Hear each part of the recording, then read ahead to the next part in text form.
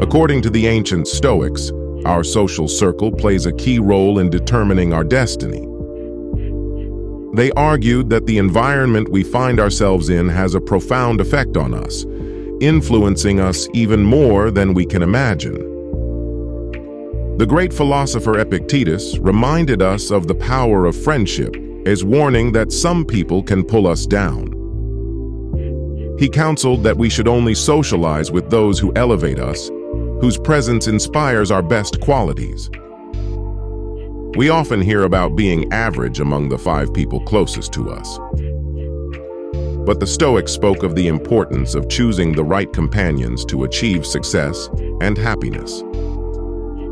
Let's take a look at 7 types of people who can hinder our progress according to Stoic philosophy and why it's so important to reconsider our friendships with them. Subscribe to the channel so you don't miss the continuation of our discussions. And don't forget to click the bell to be notified of new videos. Together afwa, let's explore how we can influence our destiny through the choices of our friends and inner circle. The first type of people. Complainers. The first type of people to avoid are complainers. We all have that friend and family member or work colleague who always finds faults in everything, be it the weather, work, or even the food at a popular restaurant. They never miss an opportunity to express their dissatisfaction. Our boss and their constant negative exposure can seriously affect our mental state, or stacks us like a leaky faucet that slowly drains our resources. Constantly dealing with complainers distracts us from finding practical solutions and can lead to frustration with both current projects and life in general.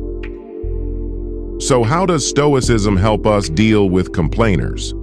First, you can try to avoid actively interacting with such people, especially if you need them for some reason, such as family members or co-workers.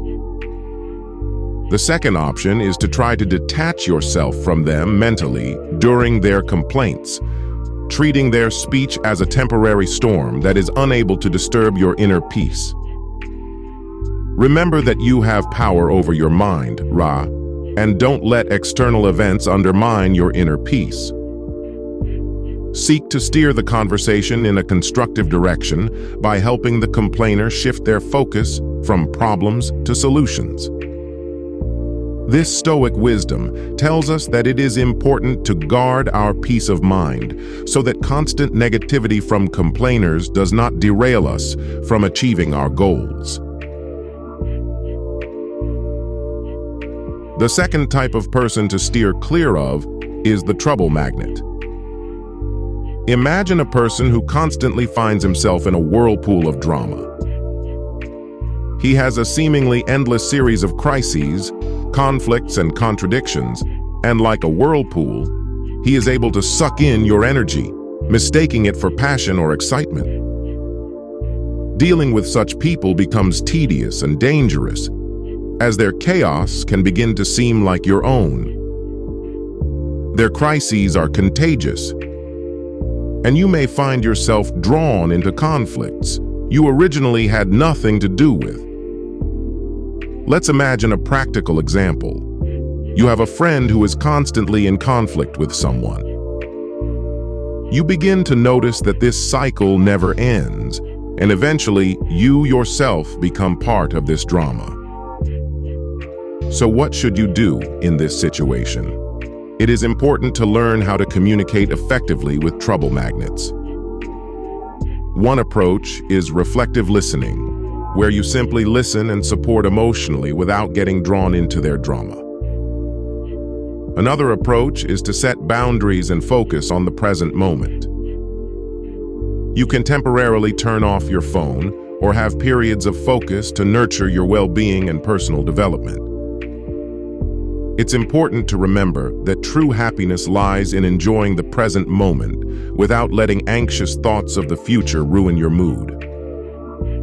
Steer your ship calmly, avoiding whirlpools that can threaten your journey to personal growth and peace of mind. The third type of person is the skeptic.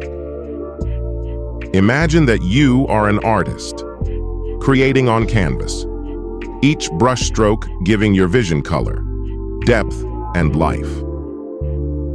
And then a skeptic walks into your studio, takes one look at your work, and begins to criticize it. Are you sure about this color? It doesn't look realistic. Their words seem like gray paint strokes on your bright canvas. Such people don't bring constructive criticism, but only surround you with a constant aura of doubt and negativity.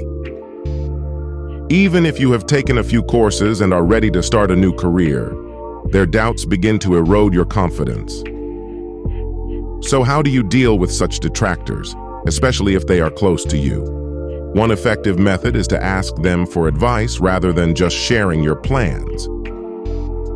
People are less likely to directly criticize your ideas and can offer more constructive feedback. Another method is to use positive confrontation techniques. Instead of absorbing their negativity, it'll invite them to think about solutions. For example, if they say you'll never be able to change careers, respond that innovators have been successful in changing careers. Not only will this deflect the negativity, but it may prompt a more constructive conversation. Remember that it's important to listen, distinguishing valuable input from mere noise. When detractors begin to cloud your canvas with their shades, take a step back and remember that your vision and talent should not be questioned because of someone else's negativity. The fourth type of person to avoid is the perpetual victim. Imagine life as a game of chess, where each person is a player, has the same pieces, and seeks to checkmate the opponent's king. In this strategic game, everyone makes their moves, takes risks, and sometimes even makes sacrifices to reach the goal. However, there are those who constantly see themselves in the role of a victim. These perpetual victims blame everything and everyone in their narrative, the board, the pieces, even their opponent, for every failed move. They see themselves as the victim of perpetual checkmate and checkmate, not realizing that their failures are often the result of their own decisions or actions. Their story resembles a never-ending saga of woe, where they themselves play the role of the helpless protagonist. It is important to recognize that some people do face difficulties and systemic problems, but perpetual victims use their difficulties as a constant excuse, refusing to take responsibility for their actions or lack thereof. While it is important to listen to them and understand their difficulties, it is also important to refrain from becoming a perpetual victim yourself. Don't give in to the urge to become one.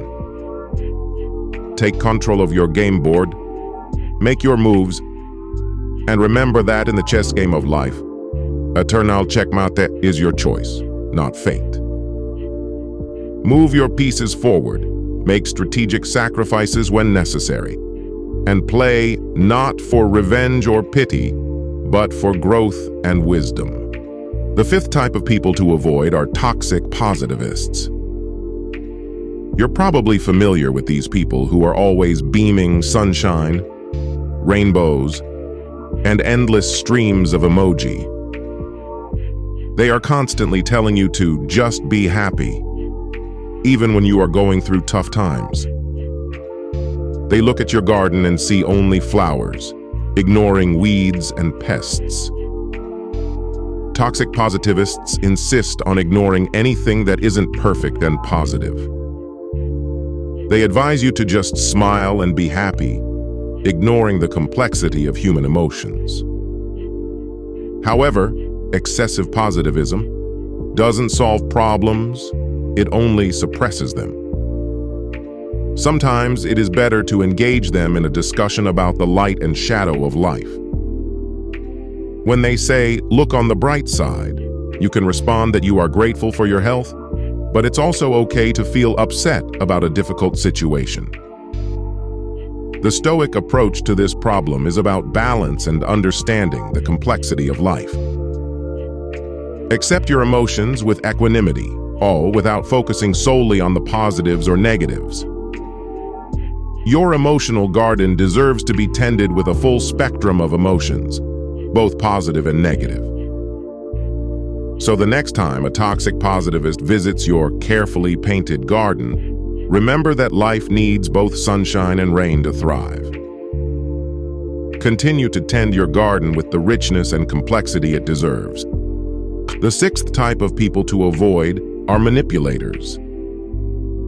Imagine your life as a movie script where you play the lead role and you have a certain idea of how your story should develop. Suddenly, however, a manipulator, a shadowy producer, appears and stealthily rewrites the plot for you. Manipulators master the art of emotional or psychological maneuvering. They may use flattery, guilt, or even deception to steer you to their advantage. For example, you may have a friend who is always talking you into paying for dinner, saying that he or she has had a rough month and it will make your day better. Manipulators are difficult to deal with because they are masters of covert manipulation. One method of countering their tactics is to agree with any truth in their claims but refuse to give in to emotional pressure. For example, if they tell you that you are so successful that you should pay for dinner, I just saw you might respond that you are doing well, but offer to split the bill. Another approach is to set clear boundaries. If the manipulator wants you to lend them money or make an unpleasant commitment, learn to confidently say no while maintaining a calm tone and clear words. It is important to remember that manipulators can be different characters along your journey. Your life should always be defined by your own values and decisions. Take the script of your life into your own hands and don't let anyone manipulate the plot of your story. The seventh type of people to avoid are time vampires. Imagine your daily routine is an elaborate symphony where each instrument represents a task, creating a harmonious balance. But then a time vampire joins you, screaming out of tune, drowning out the melody and disrupting the flow of your life's composition. Time vampires are people who constantly demand your time and attention, often without providing anything of value in return. It could be friends who call for endless conversations, distracting you from your schedule, or co-workers who constantly interrupt your work with idle questions, causing you to miss deadlines. To deal with time vampires, you need to set clear boundaries. Politely communicate your capabilities and limitations, when you can call or meet, and when you need to focus and work without interruption. Encourage them to respect your schedule just as you respect theirs. Another strategy is to redirect their demands to more productive or efficient methods of communication. For example, if a friend is prone to long and aimless phone conversations, suggest they switch to shorter and more focused text messages or emails for quick updates or questions. This way, you can regain control of your time and prevent it from being sucked away. Stoic philosophy emphasizes understanding what is under your control and what is not.